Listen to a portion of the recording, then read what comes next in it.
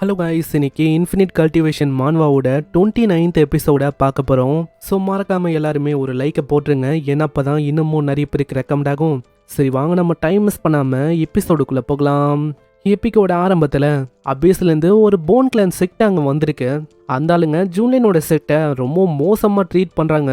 இத்தனைக்கும் ஒரு நாயை விடவும் கேவலமாக சங்கிலி இந்த மாதிரி விஷயத்தை கட்டி ஓட விடுறாங்க. அங்கே இருக்கிற ஆளுங்களுக்கும் என்ன பண்ணுன்னு தெரியல. ஹியூமன்ஸை ஒரு அனிமலை விடவும் ரொம்ப கேவலமாக இவங்க ட்ரீட் பண்ணுறாங்க. இதே மாதிரி தான் நம்ம நிலமை எப்பயுமே இருக்க போதா என்ன? சீனியர் ஜூன்லேன் இருக்கும் போது இந்த மாதிரி விஷயம்லாம் அந்தளவுக்கு ஏற்படாது. ஆனால் இப்போ நம்ம சுவான்டியான் செக்ட் சர்வே பண்ணுறதுக்கே ரொம்ப கஷ்டப்படுது. இந்த மாதிரி டைமில் நம்ம ஜூன்லின் திரும்ப வந்தாருன்னா அவரால் விஷயங்களை மாற்ற முடியுமா? அங்கே இந்த டைமில் ஒரு பர்சனும் எக்ஸிக்யூஷன் நடக்க போகுது அப்படின்னு நாங்கள் சொல்லுவான். அதுவும் யாருன்னா நம்ம ஹீரோ 2வது டிசைப்பிளாக மாற்றின அந்த பிரின்சஸ். அவங்க ரீசெண்டாக கல்டிவேஷனை ஏற்றணும்னு சொல்லி வேற ஒரு இடத்துக்கு போயிருப்பாங்க. அதுக்கப்புறம் இங்கே வந்தோடனே இந்த இடத்துல இவங்க கிட்ட வசமாக மாட்டிக்கினாங்க. அவங்க நிலைமையும் ரொம்ப மோசமாக இருக்கு. கை காலு எல்லா இடமும் செயின்ஸால அவங்கள பயங்கரமாக கட்டி போட்டிருக்காங்க.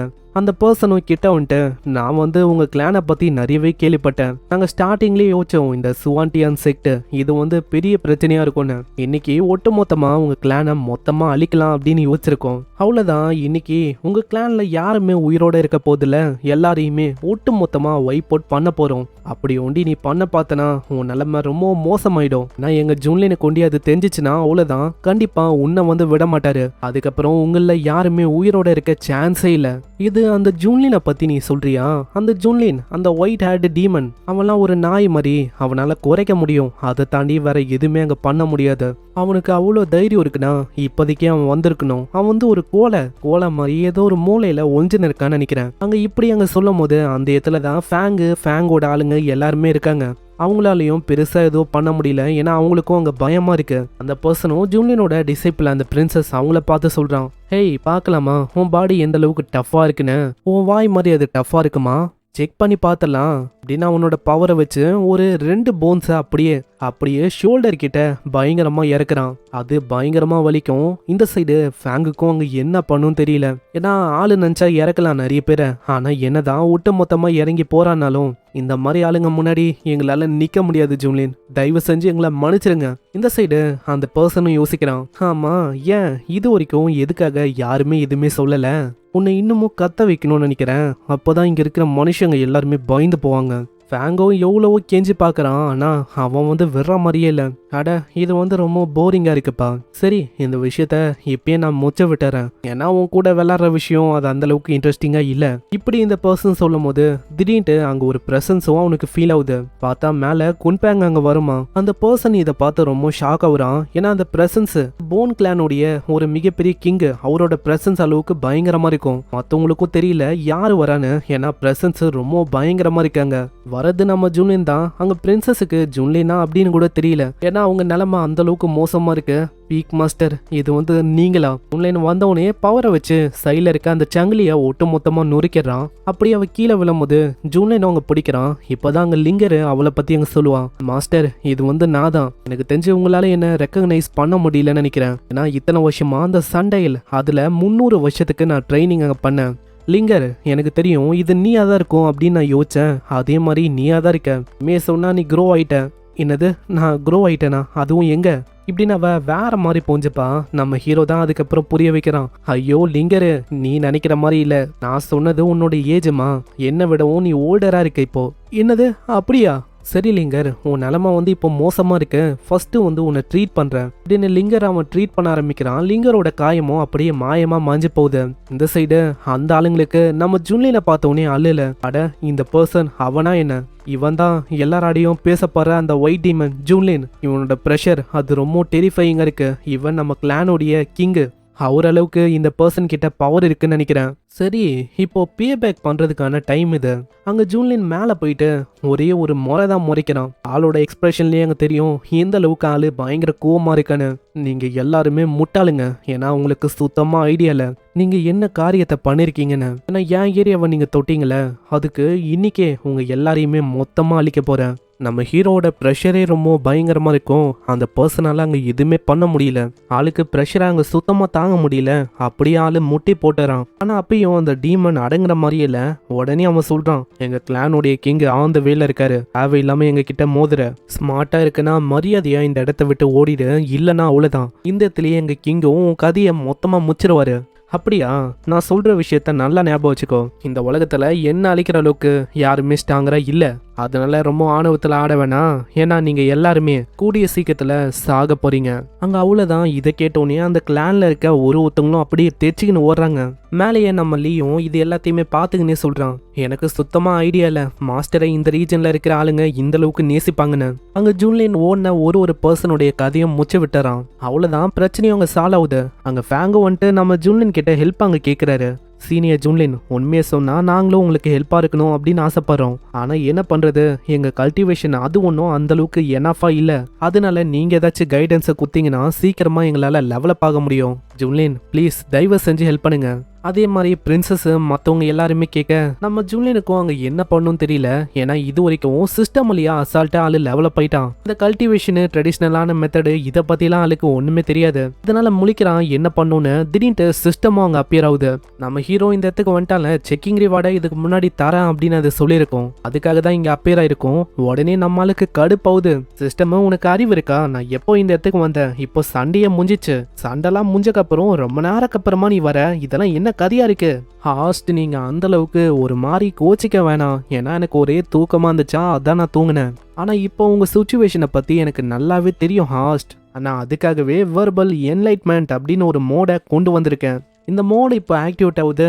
அதனால இதை வச்சு இப்போ இருக்க அந்த சிச்சுவேஷனை நீங்க ஹேண்டில் பண்ணிக்கலாம். சரி சரி, இதுக்கு மேலேயும் இந்த விஷயம் இப்படிலாம் ஆகக்கூடாது, புரியுதா? அதே மாதிரி நம்ம ஹீரோ கிட்ட ஒரு எபிலிட்டி இருக்கும். அடிக்கடி ஆளு அவனை மாதிரியே ஒரு உருவத்தை மிகப்பெரிய உருவமா பின்னாடி கொண்டு வருவோம்ல, அது முன்ன இருக்கிறத விட இப்போ பல மடங்கு ரொம்ப பெருசா இருக்குமா.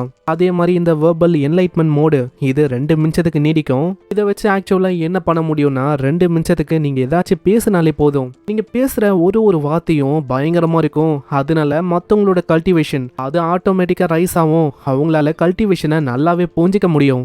அப்பனா நான் வெறுமா பேசணும் அவ்வளவுதானா? ஆமா ஹாஸ்ட், நீங்க அதே மாதிரி பண்ணாலே போதும். நீங்க ஜஸ்ட் ஏதாச்சும் பேசுங்க, அதுவே போதும்.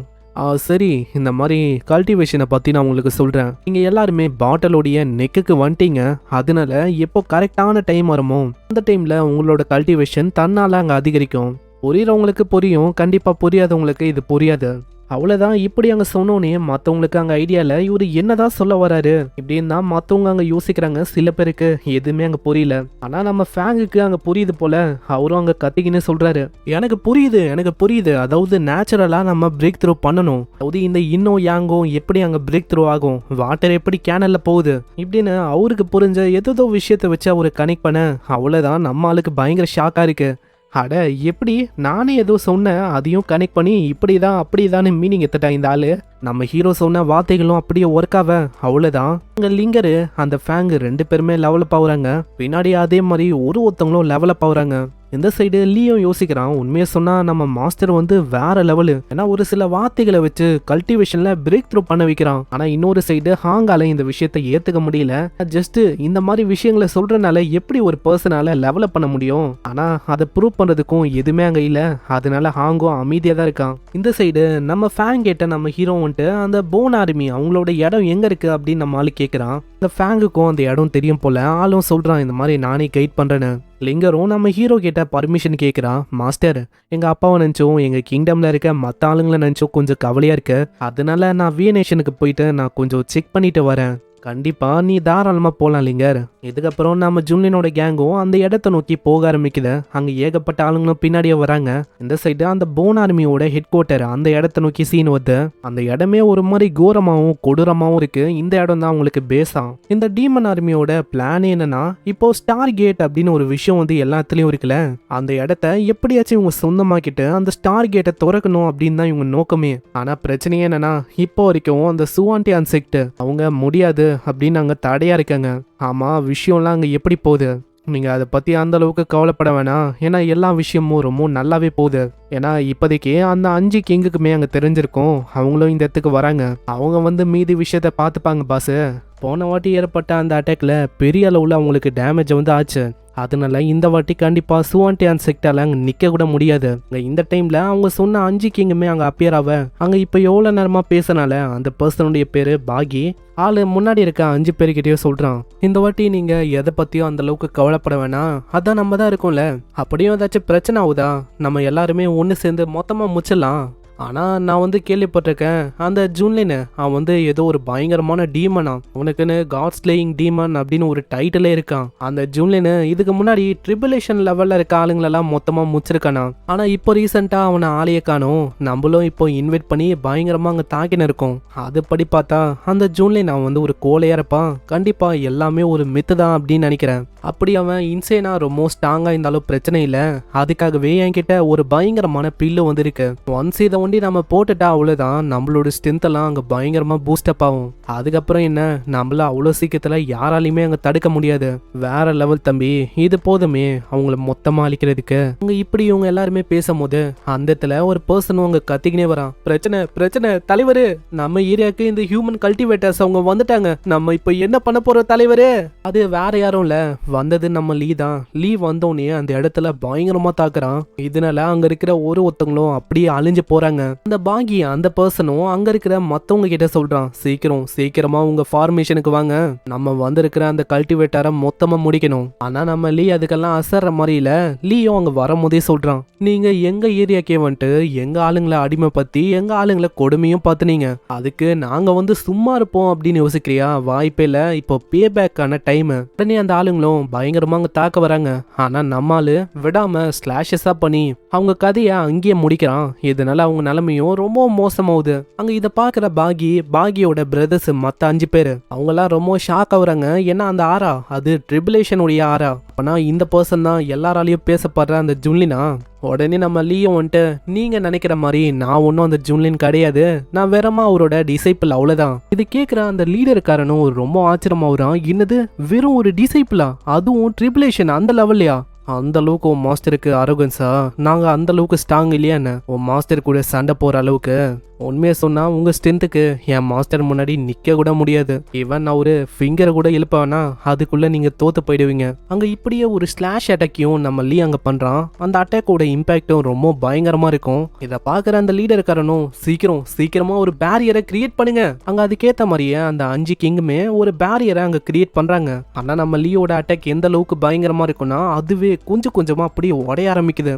எந்த அளவுக்கு ஒரு டெரிஃபைங்கான ஸ்ட்ரென்த்தை பார்த்தோன்னே அவங்களுக்கு என்ன பண்ணும் தெரியல, ரொம்ப பயமாகுது. சீக்கிரமா இந்த இடத்த விட்டு தப்பிங்க, இல்லைன்னா அவ்வளவுதான் நம்ம கதையை இங்க முடிஞ்சிரும். அங்க எப்படியும் அவங்க தப்பிக்கிறாங்க, இருந்தாலும் அவங்களுக்கு ஹெவியா அங்க டேமேஜ் ஆகும். அங்க இதை ஒரு வாய்ப்பா வச்சு ஃபேங்கோட கேங்ல அங்க வந்திருக்கும்ல, அவங்க அங்க பயங்கரமா தாக்குறாங்க. இதனால அந்த பர்சனுடைய நிலைமையும் ரொம்ப மோசமாகுது. அங்க ஃபேங்குக்கும் ரொம்ப பெருமையா இருக்கு. உண்மையை சொன்னா நான் சுத்தமா யோசிக்கல ட்ரிபுலேஷன் லெவல்ல இருக்க ஒரு பெரிய மான்ஸ்டரை என்னால அழிக்க முடியும்னு. அங்க இதே மாதிரி போன் கிளானுடைய சின்ன ஆளுங்களும் அப்படியே அழிஞ்சு போறாங்க. அந்த இடத்துல அவரு ரொம்ப ஷாக் ஆகுறாரு, ஏன்னா நம்ம லீயோட பவரே ரொம்ப பயங்கரமா இருக்கு. நான் சொல்லி ஆகணும், இந்த லீ அவன் பயங்கரமான டிசைபிளா இருக்கான். அவனோட ஸ்ட்ரென்த் பவர் எல்லாமே நெக்ஸ்ட் லெவல்ல இருக்கு. நான் தான் ஆல்ரெடி உங்ககிட்ட சொன்னல, இந்த மாதிரி நீங்க எங்க டீச்சரோடைய டைமுக்கெல்லாம் ஒத்தேல. அங்க இதனால அது கடுப்பாவுது. அது கிட்ட இருக்கிற பில்ல வாயில போட அவ்வளவுதான், அதோட ட்ரிபுலேஷன் ஸ்டேஜ் ஒரு பீக்கான ட்ரிபுலேஷன் ஸ்டேஜாவும் மாறும். அந்த இடத்துல ஒரு ஸ்கெலிட்டனை வச்சும் அது பயங்கரமா அங்க தாக்குது. அவ்வளவுதான்டா, இந்த வாட்டி உன் கதையை மொத்தமா நான் அழிக்காம விட மாட்டேன். ஆனா லீயை பத்தி அந்த டீமன் ஆளுங்களுக்கு அங்க தெரியல. லீக்கு இது இன்னமும் தான் ஃபன்னா இருக்கு. ஏன்னா லீக்கு இந்த மாதிரி ஸ்ட்ராங்கரான ஆப்பனன்ட் கூட சண்டை இன்னும் தான் ரொம்ப ஆசையே. அதனால பயங்கர வேகமா அங்க வெட்டி போட ஆரம்பிக்கிறான். எனக்கு தெரிஞ்சவன் எங்க எல்லாரையுமே ரொம்ப அண்டர் எஸ்டிமேட் பண்ண இருக்கான்னு நினைக்கிறேன். தம்பிங்களா சீக்கிரம் அந்த மூவை ஆக்டிவேட் பண்ணுங்க. அவ்வளவுதான். இப்படி அங்க சொன்னோன்னே அந்த இடம் முழுக்க அப்படியே போனா இருக்கு. அதுக்கிடையில நம்ம லீ வசமா மாட்டிக்கிறான். ஆனா லீயும் சும்மா இல்ல, அவனோட மேட் டீமன் பிளட் லைன் அதை ஆக்டிவேட் பண்ணி மொத்தமா அந்த போன்ஸையும் ஒண்ணுமே இல்லாம நொறுக்க ஆரம்பிக்கிறான். அங்க இதை பாக்குற இன்னொரு டீமனும் அங்க வரும்போதே சொல்லும், நீ வெறுமா மியர்லி ஒரு இயர்லி ட்ரிபுலேஷன் ஸ்டேஜ்ல தான் இருக்க, உனக்கு அவ்வளவு ஆனவமா, இன்னைக்கே உன் கதையை முடிக்கிறேன். ஆனா லீய பத்தி அந்த டீமனுக்கு தெரியல போல, வந்த வேகத்திலேயே ஆளு கையெல்லாம் அங்க பொடி பொடியா துண்டு துண்டாக்குறான். இதனால அந்த டீமனோட கையெல்லாம் அங்க பயங்கரமா வலிக்குது. அங்க இந்த டைம்ல மத்த டீமன்ஸும் அதுங்க கிட்ட இருக்கிற பில்ல போட, இதனால அங்க இருக்கிற ஒரு டீமனும் பீக்கான ட்ரிபுலேஷன் அந்த ஸ்டேஜை ரீச் பண்ணும். பார்க்கலாம், நாங்க 5 பேர் இருக்கோம், எங்க முன்னாடி உன்னால என்ன பண்ண முடியுதுன்னு பாத்துலாம். எல்லாருமே அட்டாக்கோ பண்றாங்க, அது எல்லாத்தையுமே பிளாக் பண்றான். ஆனா இந்த டைம்ல திடீர்னு பின்னாடி நம்ம ஹாங்கோ அப்பியர் ஆகுறான். ஹாங்கோட பவரை பார்த்து அந்த டீமன் ஆளுங்க ரொம்ப ஆச்சரியமா வராங்க. அவங்களுக்கு சுத்தமா ஐடியா இல்ல இந்த ஹாங்கு இவனும் அதே மாதிரி ரொம்ப பயங்கரமான ஆளுன்னு. அங்க ஹாங்கு பின்னாடி வந்துட்டு, ஹேய் இன்னமும் இந்த போன்ஸ் எல்லாம் ஆன பப்பேட்டு கூட வெள்ளான்னு இருக்கியா? இதுங்க கிட்டயே என்ன ஸ்ட்ரகிள் பண்ணிருக்க? இதுக்கப்புறம் நான் விஷயங்களை பாத்துக்கிறேன், தள்ளி போறியா? ஆனா நம்ம லீதான் மேட் டீமனோட பிளட் லைன் அந்த ஸ்டேஜ்ல இருக்கான்ல, அதனால மைண்ட் ஸ்டேபிளா இல்ல, நம்ம ஹாங்கிய போட்டு கத்த ஆரம்பிக்கிறான். நீ மரியாதையா இந்த இடத்த விட்டு போயிடு, ஏன்னா முன்னாடி இருக்க யாரா அது எந்து, அப்படி நீ முன்னாடி வந்தனா உன்னையும் மொத்தமா அழிக்கிற மாதிரி இருக்கும். அங்க இதை பாக்குற அந்த டீமனுங்க இன்னமும் தான் ஆச்சரியமாவுது. ஏன்னா நம்ம ஹாங்கும் பீக்கான ட்ரிபுலேஷன் அந்த ஸ்டேஜ்ல இருக்க ஒரு பர்சன் தான். இவங்க 2 பேரோட லெவலே இந்த அளவுக்கு பயங்கரமா இருக்கு, அப்போனா ஜுன்லினோட லெவல்லாம் எந்த அளவுக்கு அதிகமா இருக்கும் இப்படின்னு தான் அவங்க யோசிக்கிறாங்க. ஆனா இன்னொரு சைடு நம்ம ஹாங்கு பயங்கரமா கடுப்பாவுறான். ஆமா என்னை பார்த்து என்ன சொன்ன? திரும்பலாம் என்னால சொல்ல முடியாது. ரெட் ட்ரெஸ் இந்த இடத்த விட்டு மரியாதையா போயிடு, ஏன்னா இங்க இருக்கிற யார எந்து. ரெட் ட்ரெஸ் அப்படின்னு ஒரு வார்த்தையை கேட்டவுடனே இன்னமும் தான் நம்ம ஆளுக்கு கடுப்பாவுது. எனக்கு தெரிஞ்சு மேட் டீமன் பிளட் லைன் அதுக்கு நீ போனோடனே ஒரு மாதிரி பைத்தியம் உனக்கு முத்தி போகுதுன்னு நினைக்கிறேன். ஏன்னா உன்னோட சீனியரையே நீ ஒரு மாதிரி டிஸ்ரெஸ்பெக்டோட பேசுற, அதனாலயே ஜுன்லினுக்கு பதிலா நான் தான் உனக்கு ஒழுக்கத்தை தரணும்னு நினைக்கிறேன். அங்க இப்படியே அவங்க 2 பேரும் அவங்க சண்டையை ஆரம்பிக்கிறாங்க. ஒரு சைடு ஃபயர், இன்னொரு சைடு பிளேட் அட்டாக்ஸ். இதே மாதிரி அந்த இடம் முழுக்க பிளாஸ்ட் மேல பிளாஸ்ட் ஆகுமா? இதை பாக்குற அந்த டீமனுக்கு அவ்வளவு சந்தோஷம். ஏன்னா ஜூன்லினுடைய 2 டிசைப்பிளும் இந்த அளவுக்கு முட்டாளுங்களா இருப்பாங்கன்னு நான் சுத்தமா யோசிக்கல. ஏன்னா ரொம்ப அரகன்ஸா இருக்கிறேன்னு பேர்ல அவங்களுக்கே அவங்க அச்சின்னு சாவுறாங்க. பரவாயில்ல, இந்த விஷயம் நம்மளுக்கு வாட்டமா போயிடுச்சு.